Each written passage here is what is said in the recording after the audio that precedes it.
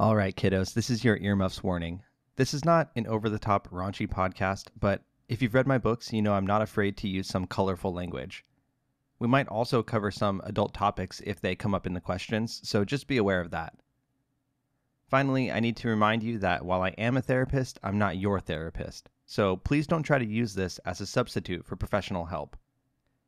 Also, please don't try to sue me. Thank you.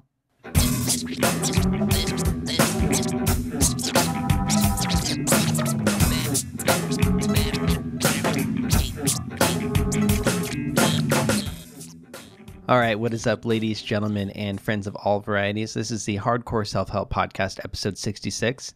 I'm your host, Dr. Robert Duff, a psychologist from Southern California and the author of the Hardcore Self-Help book series.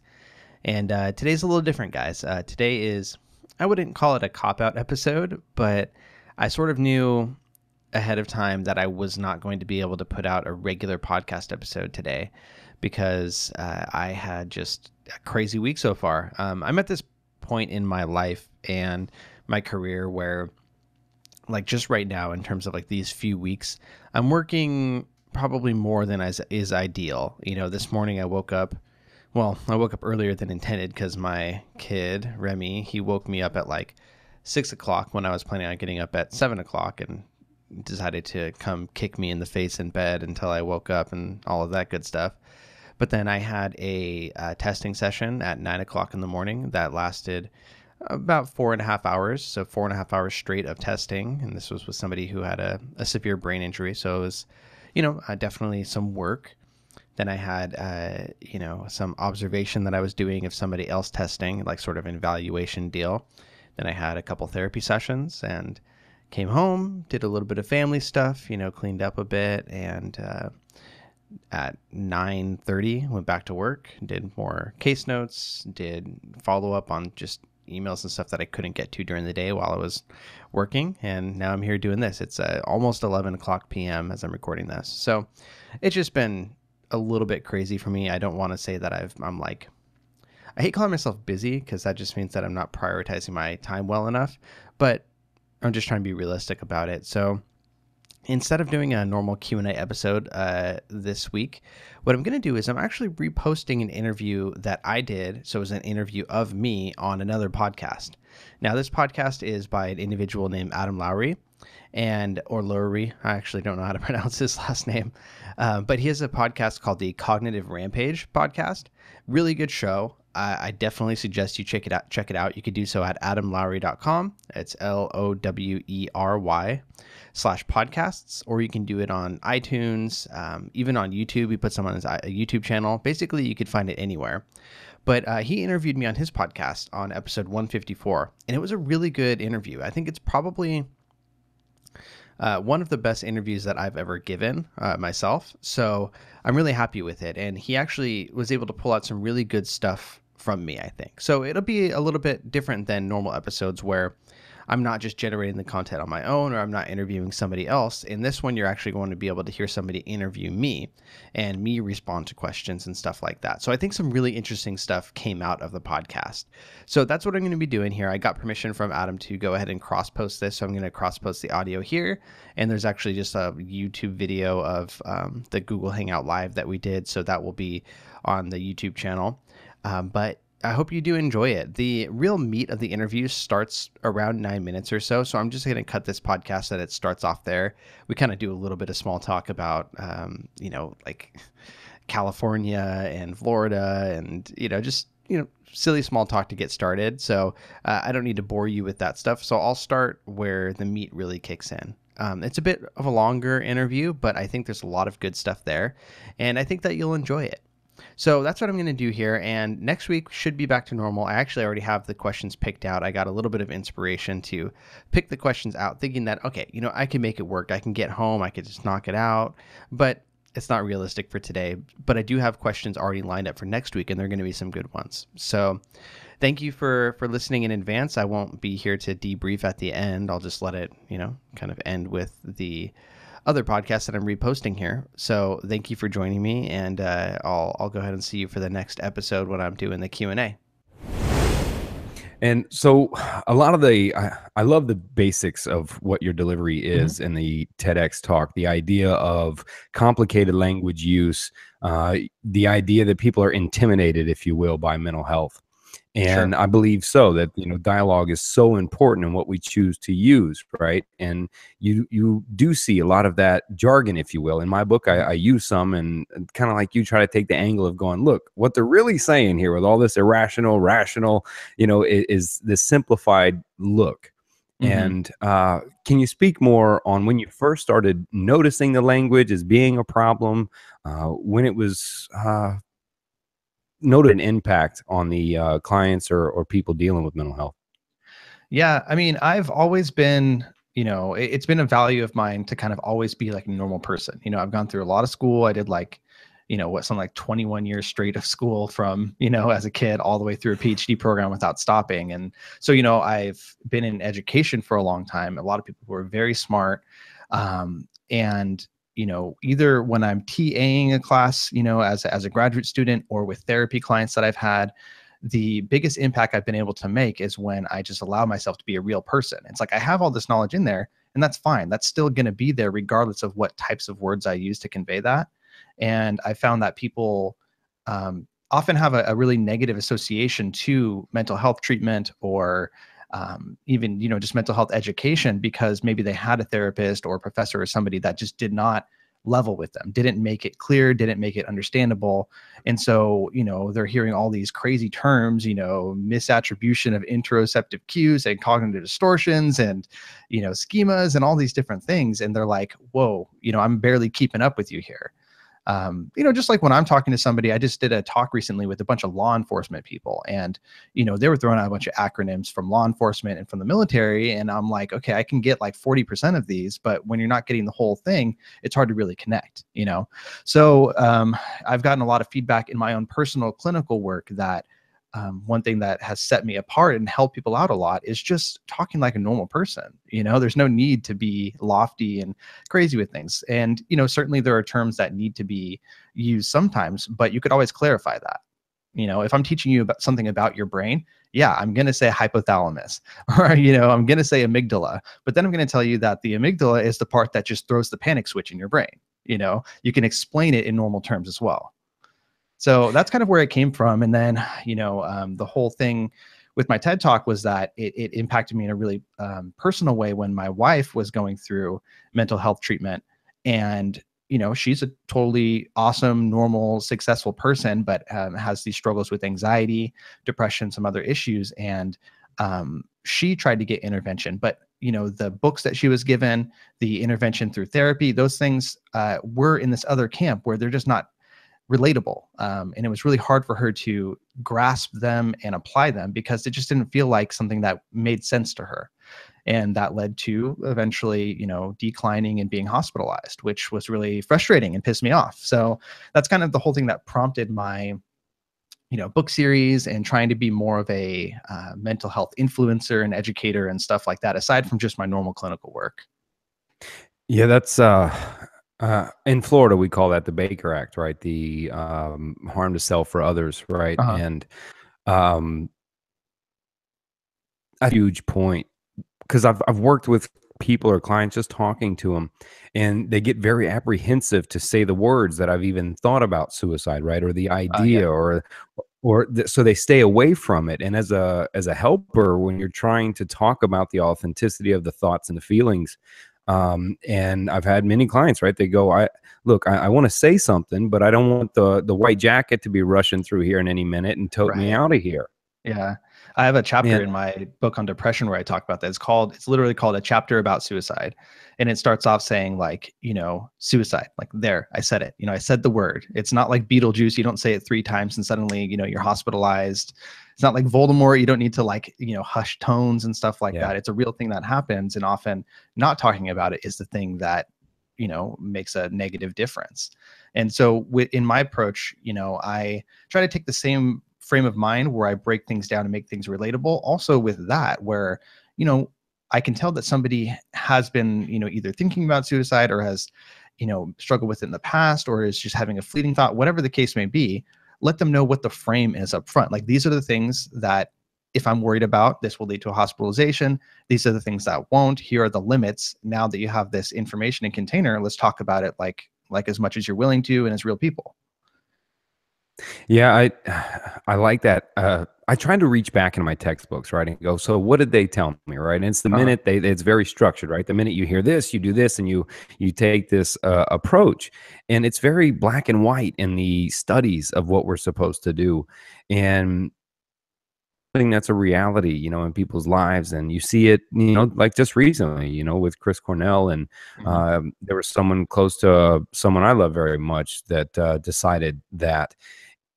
And like you said, when you are intimidated by the use of your own language or even the language being used to you about what you're experiencing, what you're going through, it begins right to get like bottled up. They won't talk about it, which is what you said is the important part.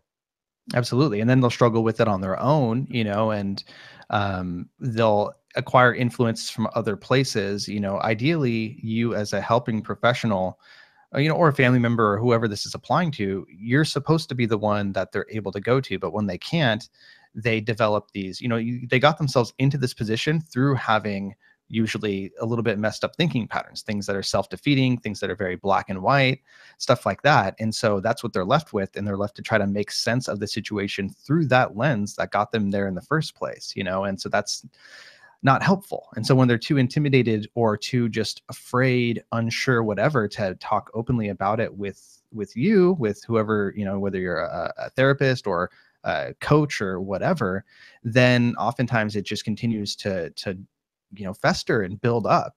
And of course, there's plenty of resources that aren't helpful. There's a lot of Tumblr things or, forums or Instagram people that are also suffering from the same thing in silence that will help support the negative side of it, but if you're not able to talk about it, it's going to be hard to, pull yourself out. So I think that it's our responsibility as people who are influencing and people who are trying to help to set the ground and be able to have an open forum to talk about that comfortably.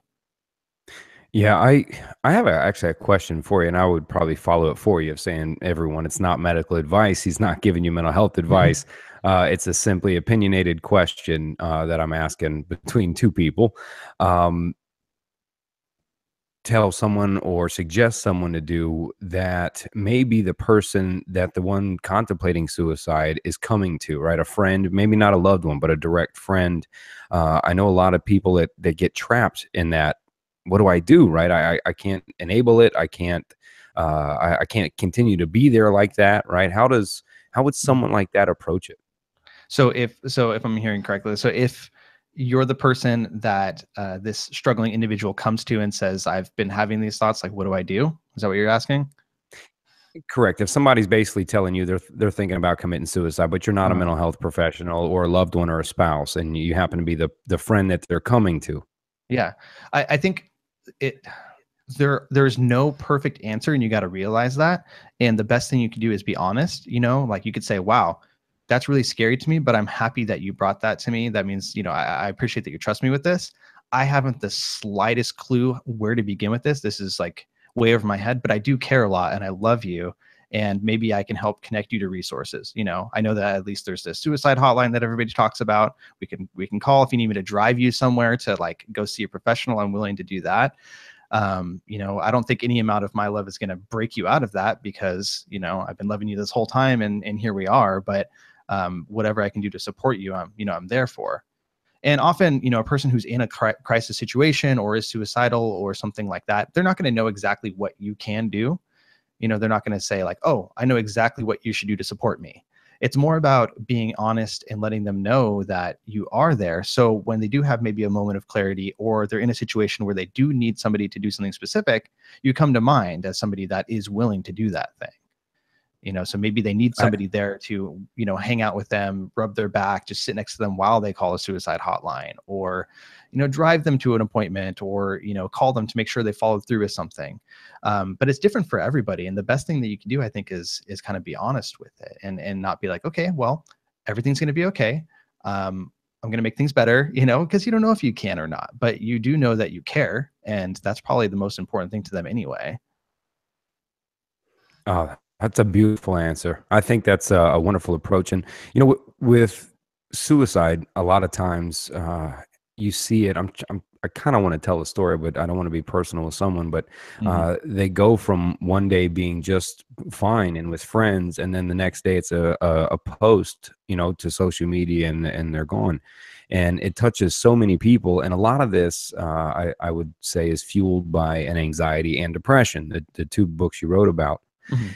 And can you walk me kind of through your professional or personal opinion of depression, if you will, of how you see it manifest, all the way up to what someone experiences, etc., and then maybe it's a long question, I know, or That's correlate okay. that from depression to the differences of anxiety, and how anxiety plays a role, how they may work together.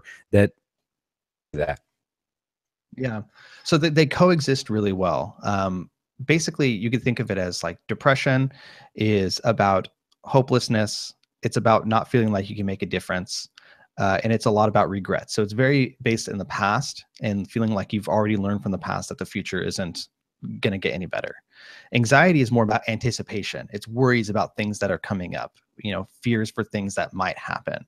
And it's kind of the opposite end of the coin, where you feel like you need to do something, but there's no option for you to do something to resolve whatever that buildup is. And so they really coexist well together. Oftentimes people have depression that's secondary to anxiety, meaning they have anxiety and that causes them to get worked up, to have maybe some really big physical symptoms, and maybe they miss out on a day of school or work, and then they feel depressed because of that, they feel guilty because of that, and it just kind of goes in a cycle. So depression is really, like I said, about that. It looks a little bit different for everybody. For some people it's very physical. For some people it's having no energy, low motivation. They're just kind of slowed down and they really take a physical hit from it. Other people, they're more like sorrowful and they're actually just really sad and maybe tearful, crying. And the thing about depression is it's a difficult one because it does the very thing to you that it needs to survive. I often think of depression as like a parasite. It feeds on the guilt, the hopelessness, the questions that it raises in your mind. It feeds on that to keep it strong. So it'll say, okay, you don't feel good enough to go to work today. And then you feel guilty for letting your team down. And then it says, that's delicious. That's exactly what I need to keep going. And so it gets you into that spiral, which is why when you're suffering through it in isolation, it's really easy to just keep going down and down and down and down and down. It kind of takes something to break that cycle in order to shake it up a little bit. That's why therapy, medication, groups, coaching, basically anything is effective for depression, if you allow yourself to go there and if you can find the motivation to do it. But that's kind of the crux of it for depression, where there are a lot of things that are very helpful. And most people with depression know that they're going to be helpful if they do it. All the stupid stuff, exercising more, getting more positive personal contacts, eating well, all these different things. But if you're already depressed, you usually don't have the wherewithal or the motivation to do it, which is why enlisting the help of others, whether they're professionals or family, people to keep you accountable, things like that, is so important, because it's really hard to dig yourself out on your own. That's kind of the whole essence of the disorder, or just a situation. You can have a depressive disorder, or you can go through a depression without really having a diagnosed disorder. Same experience, just to different extents, I think. So Yeah, that's keep going, keep going. I was going to say that's kind of how I understand, depression. And like I said, it looks different for everybody. Some of it is rooted, more in the past. Some of it's rooted more in the present. Some of it's even rooted more in the future. But the thing is, often it plays tricks on you, where a lot of people who are very depressed feel like they're the only one who actually sees the truth. They're like, okay, I came to this realization and I've been having the wool pulled over my eyes for my whole life. And now I realize that actually I'm just worthless. I'm a piece of shit. Everybody's been fooling me. Like there's nothing I could do about that. And so they feel like they came to this realization, and it's just a really tricky sort of thing. It's a really tricky sort of disorder. So, there's a reason a ton of people suffer from it. It gets you, but it's also one of the more treatable disorders. Depression and anxiety, in terms of psychiatric disorders, are some of the more treatable ones, much easier than, say, schizophrenia or bipolar or borderline personality disorder, some of these more, quote unquote, severe things. Everything's on a spectrum, but at least these ones we've been working on for quite a while, and there are a lot of good things you could do for it. Yeah. Beautiful. That's exactly why I'm asking you, man. I mean, you wrote the book on, I don't want to say dumbing down the language, but Mhm. really trying to make relatable language for things like depression and scary words like anxiety. And that's exactly what I was asking for. If you could extend further Mhm. into that with your ability to transfer words like that, I enjoy that. Is the difference, if you will, between what a normal worry of life experience would be like versus a diagnosable anxiety disorder? Okay, yeah, for sure. Like everybody, for both depression and anxiety, it is understandably confusing because they're both an emotion and a class of disorders, right? You can feel depressed, and that doesn't necessarily mean you have depression.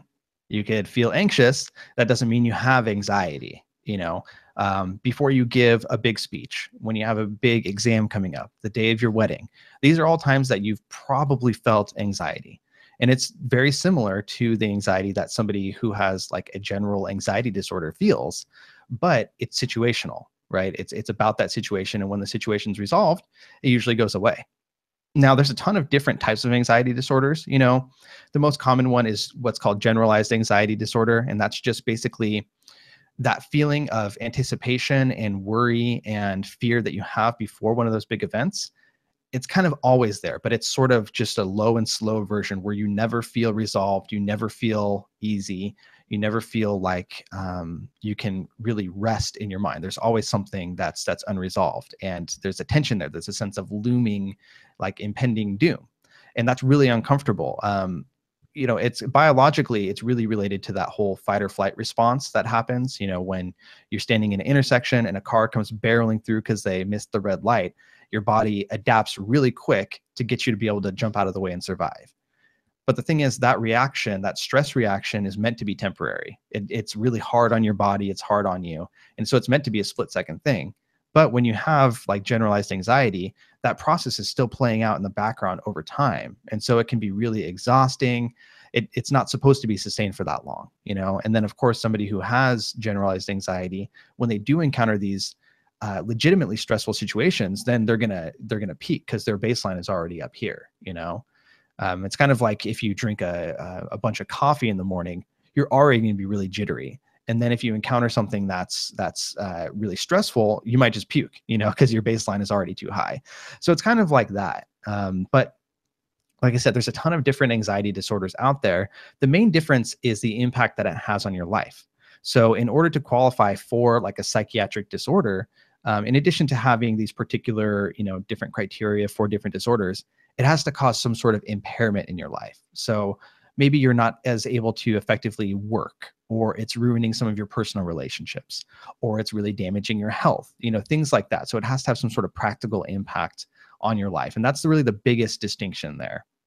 People will say, oh, my OCD is flaring up, or oh, my anxiety is flaring up because they like things to be orderly, or they get nervous sometimes. They don't like talking to other people. But, if they're able to do it anyway, if they're able to successfully navigate about the world, you wouldn't necessarily consider them to have an anxiety disorder. But the good thing about skills, coping strategies, and all the underlying information about depression or anxiety is that they apply to both, whether or not you qualify for whether you're part of the club and have an anxiety disorder or a depressive disorder, the same principles apply. It's the same thing. It's just in a slightly different, format, a different flavor. So it still applies there. Beautiful, man. I think you're referencing a word that I think we hear sometimes, at least people that have been involved in mental health, is the biopsychosocial. Is kind of I forget what do you call it? What do you call PO again? Oh, pedantic obfuscation. Yes, Yeah. yes. But yeah, I was pronounced. I'm like pedantic opposite. Yeah, You have no idea how many times I practiced that. I'm about to go on stage and say it a bunch of times, like pedantic obfuscation, pedantic obfuscation, pedantic obfuscation. Yeah, it's a tough well, word, and it's intentionally tough. It's supposed to be ironic, because it's doing the exact thing that it's describing. right. Well, now that we're on it, Yeah. explain while we're there what you mean by that. So pedantic obfuscation is a term that I kind of coined with the help of a friend of mine for my TED Talk, where I was trying to describe when people use unnecessarily complicated language And that actually separates you from their point. It dulls the meaning of it because you have to kind of chew through the words. And so, pedantic obfuscation basically means when somebody's kind of going on and on and on pointlessly, and the purpose of that is to obscure their words. And so basically it's supposed to just be an ironic term because it does the exact thing that it's describing, but in my talk, I argue that we kind of use that as a defense mechanism. I actually see it a lot on Twitter these days where people will say, oh, well, the blah, blah, blah, blah, blah, this ism and the blah, blah, blah, blah, blah ism and, things like that. They use a ton of really big words.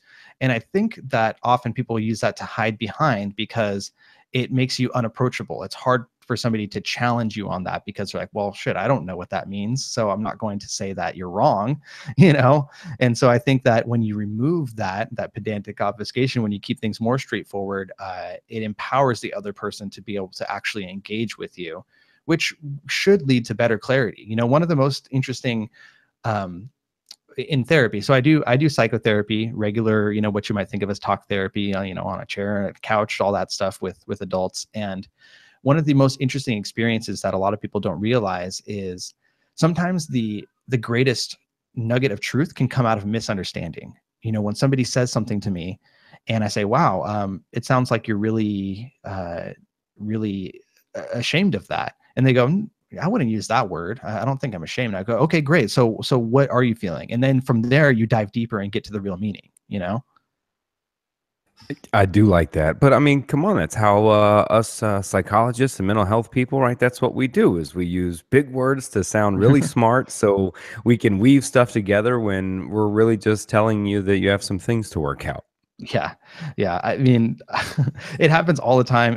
With other professionals too. I certainly I can hold my own and I can talk in those terms, but I don't always like to, sometimes there's a perfect term for something and you need to use it. Other times I'm like, dude, shut up. Like talk like a normal person. I'm off the clock here. Yeah, I think you get that, man. And before I sidetrack this there with some confusing language, I was using some more confusing language. Is the idea of that biopsychosocial, if you will, that we walk into that and what that means. Because I've talked about on my show before where I say, in order to classify as mental health, it has to impact the biopsychosocial, being very guilty of what you're saying. Hell, the name of my show is guilty of what you're saying. I could just say a thinking rampage, but it being an Ellis fan, right? It's a cognitive rampage, but Yeah. if you would. Well, what do you mean by it? I mean, I hear the term too, biopsychosocial, and I mean, I think it means different things in different contexts. So when you're talking about it on your show, what do you mean? What I'm meaning is the biological impact, right, of what it has on your actual body, the social impact. Oh, I see what you're doing here. You're setting me up to say exactly how you'd say it. I see. Oh Yeah. man, the man's good. The man's good. Yeah, it would be impacting. I usually follow by saying that impacts your biology, impacts your social, whatever that being, relationships or jobs, work, etc., as well as your thinking, right? Yeah. The social part, I like to think of it in terms of your relationship to others, your relationship to yourself, and your relationship to like the greater system, so, your family, your relationships with yourself, and then the greater system like school, the society that you live in, your city, your country, things like that, so it can impact any level of those. I love it, man. That's what when I first was reading about your approach, I was going, yes, yes. And then I realized, it would have to be a new mind in psychology, right? That's coming in and seeing this and the way you break that down for people. Because I believe it is so important because those words can be so intimidating to people. Even the diagnosis words themselves or the predispositions they talk about, right? Or everything that makes you sit there and sometimes lose your mind. Yeah. And the funny thing is, like, we do a whole full circle thing where, the DSM is the diagnostic manual for psychologists in the United States. It's like this thick and it has all the different disorders in there and it lists all the bullet points. So what we do is we learn this stuff. We actually learn all the criteria for the most part, well, of course we reference it ourselves and stuff like that. And then we take away all those criteria and then slap a label on it. So instead of asking, okay, do you experience this and this and this and this, we say, do you think you're depressed, or do you think you're bipolar, or do you think you have a phobia? And, instead, if we actually just did the same crap that we're doing in our mind out loud, it can really help people connect more. Like, are you ever experiencing periods where you don't sleep for, several days and you're feeling elevated, like you're on top of the world? You maybe have a lot of ideas that you start but never finish, never follow up on, and that would be describing a manic episode. But nobody knows what a manic episode means, And I'm glad actually you're on that, because one of the most overdiagnosed things that I hear all the time, self-diagnosed, I might add, Uh, is the idea of, I know you didn't write about it, but bipolar. And yeah, this idea, can you walk through what that means, where it comes from really, and the differences between what a manic episode really is, yeah, etc. And please try to help clarify for some people that walk around and go, well, my mood changes every 5 minutes all the time. Can you please walk through that? sure. Yeah, and I can't fault anybody that does that, because, there's just a lot of bad information out there, or lack of good information rather, so, I can't fault anyone for saying, oh yeah, I'm bipolar, oh yeah, I'm OCD, when they actually don't qualify for those disorders. But, and again, it doesn't help that these terms are also descriptors, like if you read a book or see a movie that has like a schizophrenic quality or a bipolar sort of quality to it, that's a descriptor in its own right. Hmm. But it's not referring to like the psychiatric disorder. But yeah, bipolar does not mean mood swings. It doesn't mean some days you're feeling good, some days you're sad. The real most important aspect of it is actually the manic phases. So it used to be called manic depression, meaning you have periods of mania and then you have periods of depression.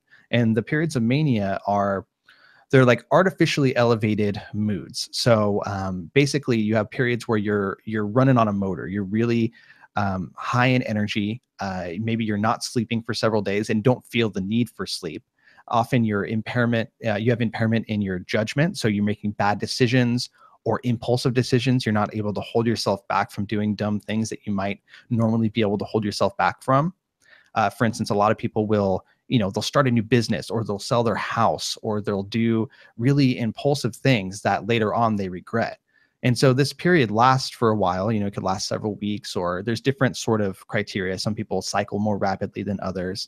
And there's also other overlapping things, like maybe you're more prone to go use drugs or engage in promiscuous behavior or something like that, because again, that filter is sort of off during that time. And then you switch to the depressive mode, and that's just like the depression that we had talked about before.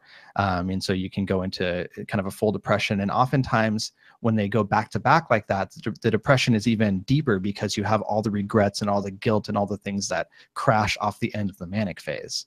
So it's a really tough sort of thing. And it's really hard to treat, because honestly, it feels good to be manic. It's like when you're high on Coke or something like that. It's like, it feels good in those moments. And so you don't necessarily want to change at that time. And then when you come off of that, you're feeling too racked by guilt and, being lethargic and having to recover, that you don't want to do anything about it. So that swing back and forth it makes it a difficult disorder to treat. Particularly without medication. The class of medications that are used for that are called mood stabilizers, and they try to make those swings, closer together and less severe, so that you can have a little bit more presence of mind to put in that work. And I think with almost any sort of psychiatric difficulty, the whole point is you want to try to capitalize on those moments of clarity that you have to kind of set yourself up for success. So even if you don't have bipolar, if you have depression, or you're just a normal person who sometimes struggles a lot more than other times, you're going to have a natural rhythm to your own mood, to your own, like, how awake you are, how alert you are, all these different things. And it's really important, in my opinion, to have some self-awareness about what your patterns are, because you don't want to try to force yourself to be on 100% perfect all the time. That's unrealistic. But what you can do is you can use those times when you are on to try to set yourself up for the times that you're not. So maybe that sometimes you're really motivated, you're feeling great, you're having a good day. You can use that time to maybe set up some structure for those times when you would typically just like sit on the couch and binge watch an entire 4 seasons of something, and then feel bad about it later on. So using that presence of mind and having that self-awareness to know your patterns. Beautiful, sir. Beautiful, sir, I man. know we went Because off the mark from bipolar a little bit there, but that's how it goes. that's kind of what I really wanted to pull out here was your ability to do that, to transfer the words from scary things to the people just self-diagnosing randomly, or those that also discount mental health diagnosis, right? You'll hear Mhm. that person say, well, that's just life, that's what we normally do. And you Yeah. mentioned giving it the label, etc., and how empowering or how important that can or cannot be. Yeah. How much or how impactful do you see labels like that when we start attaching them? Labels are interesting, man. They're very interesting because on one hand, they're good and bad. They're just there. Labels can be really empowering in some cases because it gives you a name. There's somebody that I saw recently on social media that I'm not going to mention who, but they were diagnosed with PTSD. And they realized that, holy crap, all this stuff that's been so confusing really fits under that umbrella. And this is the monster that I've been dealing with. And so it was really empowering, scary, but also empowering to know that there's something that you can call it, you can address it, and it's something that there's research on and it's treatable and things like that. So it can be really positive there. But it could also be stigmatizing, like to say that you have a psychiatric disorder, that you're disabled in some sort of way is like, man, like I still have both my legs, I can still breathe on my own and things like that. I'm not disabled, right? But um, so there's positives and negatives about the labels. I try to put as much stock in them as is appropriate for the situation, but in the end, they are just labels. It's trying to use a shorthand to describe a collection of experiences that some people have had, and even between two people with PTSD or two people with bipolar, their experiences are going to be vastly different because they're two different people. So there's only so much you can reduce it down, but it's a shorthand. Oh, man, it's a double-edged sword, right? Because Mhm. I too believe in the power of identifying what it is, but I guess I'm on that same conundrum philosophy, right? Because if I'm talking about it's important, right? You pointed out that's what it is. You can structure better approaches to beat it, to overcome it, etc. But then again, when you do point that out and say this is what it is, we get those self-fulfilling prophecies, right? We get the idea of that's who I am rather than separating what I'm being affected by. Sure, sure. And there are some, I mean, the thing is, there are some disorders that are more supportive of that, like depression. So when you have depression, that's one where the label is pretty appropriate, but it also becomes a self-fulfilling prophecy. But that's also just the nature of the disorder. So I try not to lose too much sleep over labels because sometimes they serve a really good purpose, sometimes they don't. But like if you spend so much time, worrying about the label, you're ignoring all the crap underneath. That's the stuff you should be paying attention to. So they're important. They're also difficult. There's something that's always they're always going to be both, I think. Yeah, how much two-part question, and Mhm. I'll probably get tangential. I had I use that word ever since I had to write it in notes, and I think it's Uh-huh. hilarious. Where I'm like, there's circumstantial, tangential. I'm like, they actually have a difference. I'm like, the note writing's ridiculous. The fact that the way you have to word it, I'm like, this is not what the person is dealing with, but I have to structure it like that. Um, two parts, I guess, before I get too squirreled off. The What's your stance, if you will, on diagnosis being theoretical based and not science, basically, whether that be depression, bipolar, pick one, um, as it being as being theoretical based and not provable for one? That's probably going to be long, so I'll pitch the second question after that one. Okay. Well, they're both. I mean, we're in a day and age like right now. I honestly believe that probably in 15 years, we will be really close to being able to like do blood tests and different things like that to tell, very closely like whether you have depression or these different, psychiatric disorders, because a lot of them do have differences in biology and stuff like that. But I think that they kind of describe the same thing, when, for instance, another part of what I do in my work is what's called neuropsychology. So it's basically psychology of the brain. I'll do low tech tests with people. So tests of memory or concentration or their multitasking or language. And through that, I can identify whether there are issues with their brain. Now, you can also do a brain scan and notice where there might be problems. You can do an MRI or a SPECT scan or whatever and notice these differences in the brain. but they work together complementary. My approach is a little more theoretical, I guess, because I'm just seeing the evidence and what that points to. And in a brain scan, they're looking at the physical differences and what that probably implies. So you're kind of attacking it from both sides. And in the development of the DSM, our diagnostic manual, or the ICD, which is another one, they try to base it in biology as much as they do in theory, and ideally they should converge a bit, and at some point.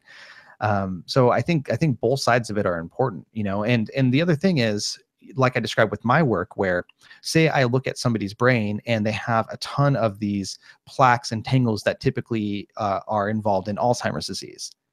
That doesn't mean I can tell you, looking at the picture, how good or bad their memory is, or how it's impacting their life on a day-to-day basis, or even if they qualify for dementia, right? Which would be like the level of impairment in memory and stuff like that they get to. So, the scientific markers of that, biologically, are helpful, but they don't tell the whole story. So I think it's always important to have like the theoretical stuff underneath that to bolster it and to fill in both sides.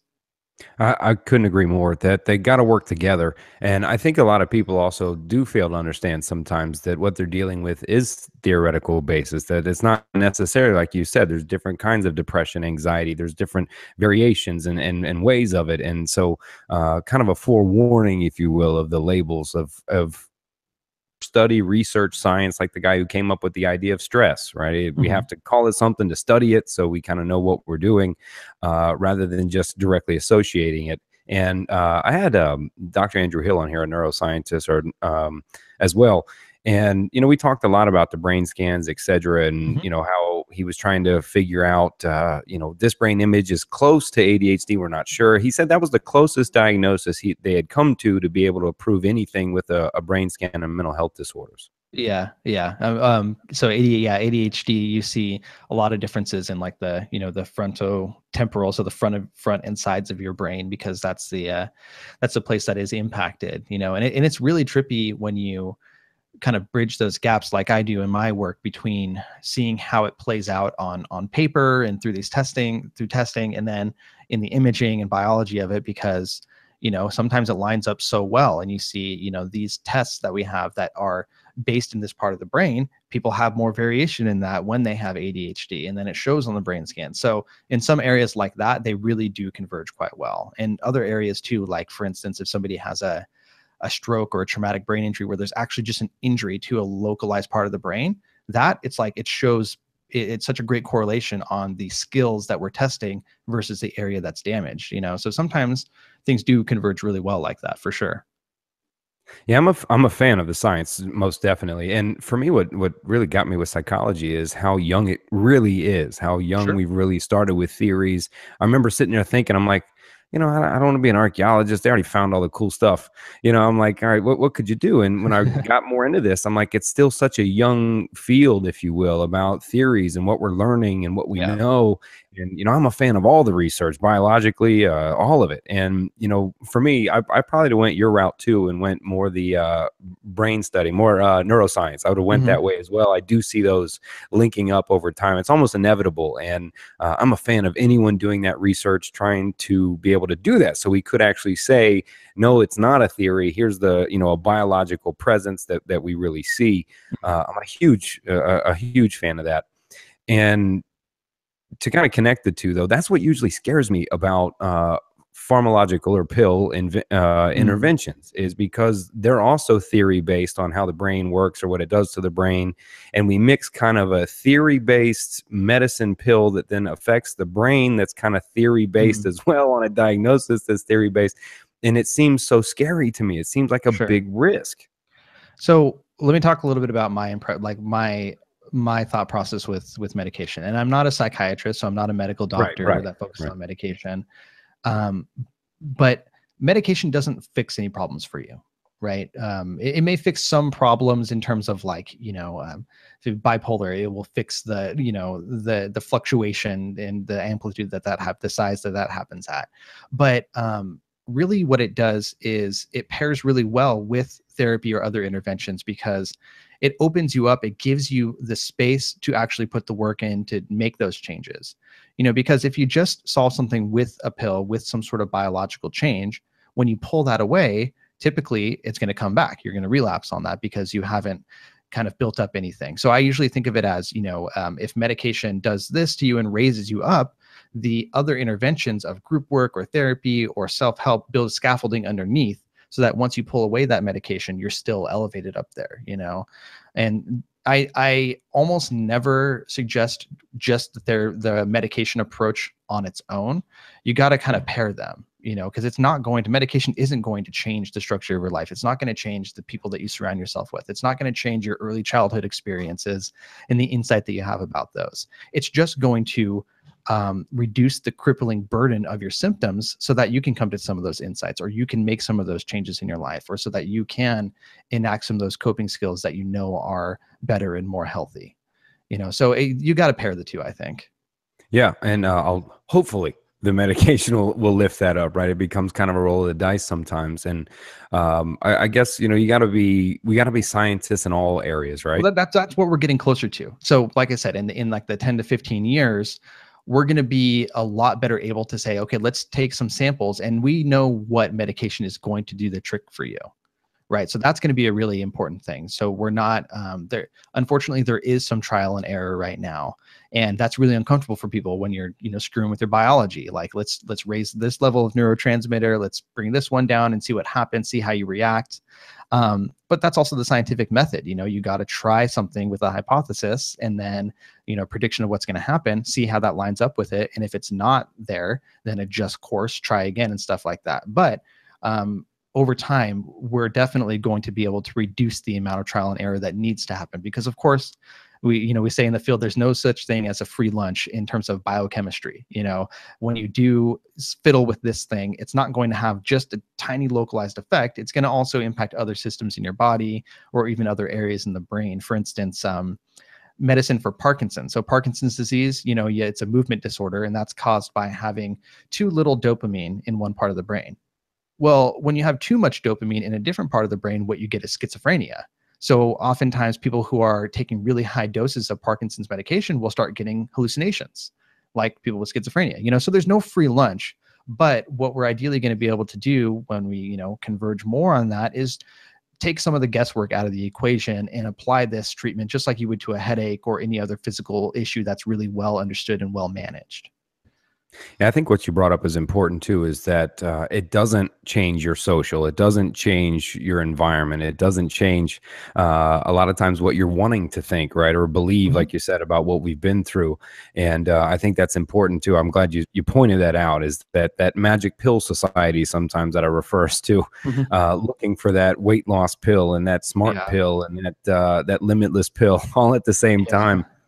But to be clear, there is a range, right? When you're talking about like low level depression and anxiety, that's one thing. But when you're talking about like you have very severe bipolar, or you're schizophrenic to the point that you're not able to operate in, our society, or something like that, the treatment approach indicates medication, because there's not a whole lot you can do aside from that to really bring things down to a level where you can make a difference, and that's just like a just a shitty hand that you were dealt in terms of your biology. A lot of these things have an inherited disposition, and then something kicks it off and you're in that mode, so that's you got to recognize that there's a range too. When people think of, psychiatric medication, a lot of times they just think of like the worried well, and people who are having too much stress, or people who, maybe are sad too often, not people who are like completely unable to live a successful life because of their mental disorder. Correct. I think a lot of people do forget, and I may even skip over about those people that are dealing with that have tried every holistic method and social influence, etc., that have really reached those deep places. For sure, I think it's definitely, and it's the science that we're living in. It's the theory of the science that we're in the field, and that's why I think it's still beautiful, because we are all trying to find a way to help each other be better and get better. Yeah, there are scary things though. I mean, there's stuff that, lithium is one of the old drugs for bipolar. We don't know why it works, but it does.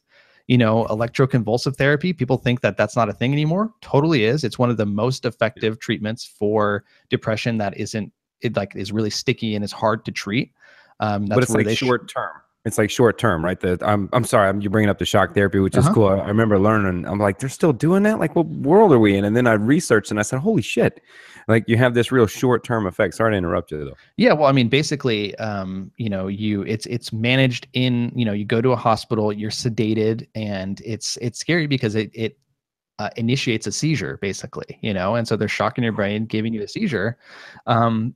But it's done in a very controlled way, and it's done in a very specific protocol over time, and you do so many sessions with it, and it's very effective, and for some reason it serves as a sort of brain reset.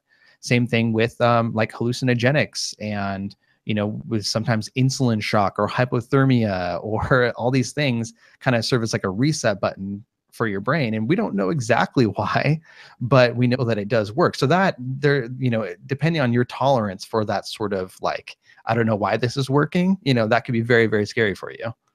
Yeah, and the placebo effect is strong too, and just about whatever we try and believe inside. Yeah. Yeah, and your beliefs about how well it's going to work are important. Funny enough, some of the best work that I've ever done in therapy are with people who found me after I wrote my books, because they know my style. They have a preconception that this is going to work for them. So of course it's going to work for them. Well, that worked out. Yeah, exactly. I was saying that worked out, but it's true. Our beliefs. I can't wait. I want to see the research later. I probably won't be around long enough. I don't know, but to see what a belief really is beyond just this thought that we've concreted, right? That we can explain through our experiences, environment, and nature, etc. But when we could really put the scientific behind, what that belief really is. Yeah, that's too philosophical for me right now. I can't even. Right. I mean, imagine being able to pinpoint what the belief is and where it comes from, and then simply being able to either biologically or neurologically change it and just go like, okay, let's just change the channel and be able to turn the belief like that. Yeah. It's probably, for most of our beliefs, probably up in the frontal part of the brain where we imagine things, because that's where our imagination is and our personality and stuff. Other than that, deeper in the brain is where we just learn stuff. So we have things that we've learned, but some combination of the two is probably where that's at. Well, is there anything new that you're seeing on the horizon, or anything on the closer 2x scale rather than my out there SpaceX scale in psychology, medication, or even neurology? I mean, yeah, there's tons of stuff, but that's a whole different conversation. The thing is, this is all like all this stuff is not new. We're just finding new ways to describe it. We're finding new ways to interpret it. I was actually thinking the other day, like, we're in a really interesting psychology emerged at a really interesting time, because since it emerged, we've had like the biggest cultural revolution in history with the internet and social media and stuff like that. But before that, it was just, old white dudes writing in books and stuff. And if you look at books of like what Freud wrote, or like other, fundamental people in the field, like, they wrote a lot of weird shit, and they wrote a lot of stuff that looks like a Twitter timeline of just like random thoughts at, 11:58 p.m. and stuff like that. But a few of them hit, a few of them went viral, and that's what kind of became our fundamental understandings of how our, brains and emotions work. So I have no idea, 100 years from now, what that's going to look like, because now we're in this just rapid fire, like everybody's got a podcast, everybody's got ideas, everybody's got, this open forum for things. I'm not sure how that's going to change. Oh, I'm laughing my ass off, man. That's hilarious.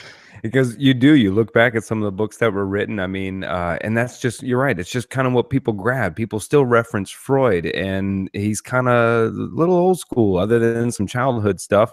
But we're still hunting for the subconscious that he's pointed out, trying to prove its existence of some kind, which I don't think we've done that well. But, you're right. They're just white guys that thought about some weird shit and wrote it in a book, and it came out at this time. But what a time, right? When we need it, right? When we have to kind of understand our psychology, when we're connecting, like you said, all over the world, like we take in so much information. Mm-hmm. Is our brain even fucking wired to process all that shit?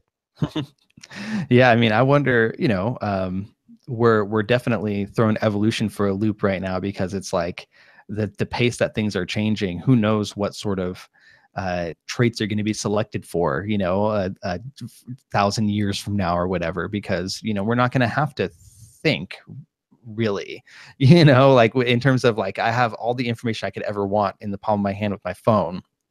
So I don't have to know facts, I have to be able to know how to reference them quickly and when to apply them and stuff like that. But, definitely the requirements are changing. I feel the pressure of that right now, because I have a 1-year-old son. He's like 15 months old. And, in terms of his interfacing. Thank you. Shout out to you. What's his name? Remy. All right, Remy, when you're like 22 and you're listening to your dad go off, man, shout out to you, Remy. Yeah, but like, his wanting to use a phone or an iPad or different things like that. And, there's a part of you, I already feel like an old man sometimes when I'm like, no, you don't need to play with that technology. You need to go play with sticks and stuff like that. But at the same time, if he doesn't know how to interface on this like one-to-one basis with that technology, he's going to get left behind too. So there, the way we're being raised and adapting, it's real, and it's just kind of representative of the times. But just as with every generation, there's just weird tension where you're kind of in between and you see the purpose of it, but it's also uncomfortable and all that stuff.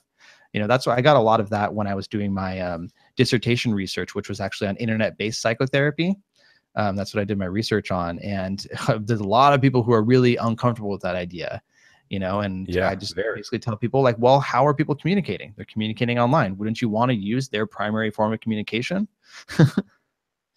I'm with you. You. They said the same, right? When for me, it was stop playing Tecmo Bowl. You're not going to know anything when you're trying to, just be Walter Payton and run on the outside. Tecmo Bowl reference, but it was television and The Simpsons, right? You're going to go blind if you watch that. You're going to lose all your social communication abilities. And I'm like, Mom, I'm communicating pretty well these days, right? But we get older, we say the same. I find it with my daughter. I have a 17-year-old daughter, and social media it's almost like their third arm, right? It's like a part of them. And 100%. The most I've ever been able to, I just say, hey, look, just watch the blue light, all right? Look up the blue light. It'll make you blind. It'll screw you up. Just limit the blue light. And kudos, Dr. Jack Cruz. But I don't know. It feels like maybe our bodies and our brains are like skateboards, like running a nitrous oxide or nitrous engine, and we're just not ready, right? And so you see all these other symptoms popping out. You see more mental health disorders. You see people just freak out. If you scan social media for 5 minutes, man, for someone dealing with some shit in life, it can really make you go, oh my God. You see the conspiracy theorists popping out. You see people diving down rabbit holes so easy. I don't know, man. Well, it's an interesting question of chicken and egg, and it's like, was this stuff always there? Is the prevalence rate of disorders and the existence of all these different types of people, were they always there and now we're just seeing them? Or is it kind of the fact that this whole network allows them to thrive and come out? Or is it a little bit of both? I tend to think it's a little bit of both. I think that people are more willing to talk about things and more willing to be open in themselves and things like that because of the internet. And, because it's open and it's talked about, but, there may be a little bit of the other side too, but in the end, those are things that I'm like, when I reach that level of theoretical, I tend to pull things back and say, who gives a shit? Because there's actual stuff to work on. Oh, yeah, I got you. The age of dualism lives on, right? Everything's a double-edged sword. we find competence, we invent technology, and then we make the nuclear or hydrogen bomb.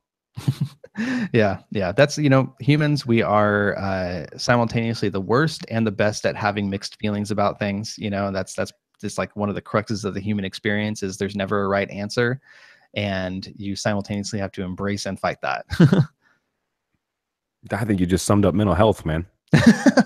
Maybe so. Write that one down. I think you did. Well, we'll go back and listen to it. I think that's your next TEDx talk, my friend, is you're summing up the real idea of mental health. All right, I'll work on it in my infinite free time. Right. Oh man, I appreciate you coming on, man. What would you say if you had to look at someone that was dealing with anxiety or depression in that moment, or maybe they are seeking help, but however you wish to reach them, the way you were trying to reach them in your books, talking about it, can you try to give me a cognitive rampage, if you will, of what your books are trying to relay to those readers and those people that may not have read your book, but are in that in some area now? If they're trying to get help, first, congratulations, like, good job. It's not easy to do. These feelings that you're having are there because they trick you and because they try to keep you from seeking help and getting better. So first off, good job for that. And it's supposed to be confusing. At a certain level, we weren't designed to deal with this crap, so you're not supposed to know how to deal with it, and that's okay. That there's going to be guilt for that. There's going to be confusion. There's going to be a lot of mixed up feelings, and all of those are just going to be there, and it sucks, but it's real. And the other thing is, when you assign these labels to yourself, when you say, I'm using my depression as an excuse, or, oh, I shouldn't feel this way, or I should feel that way, who gives a shit? That none of those things have any bearing on what is actually happening right now. So what you have is what's going on right now. What you have is maybe some insight into where it's come from in the first place. So that's where you kind of need to live. That's where you need to work.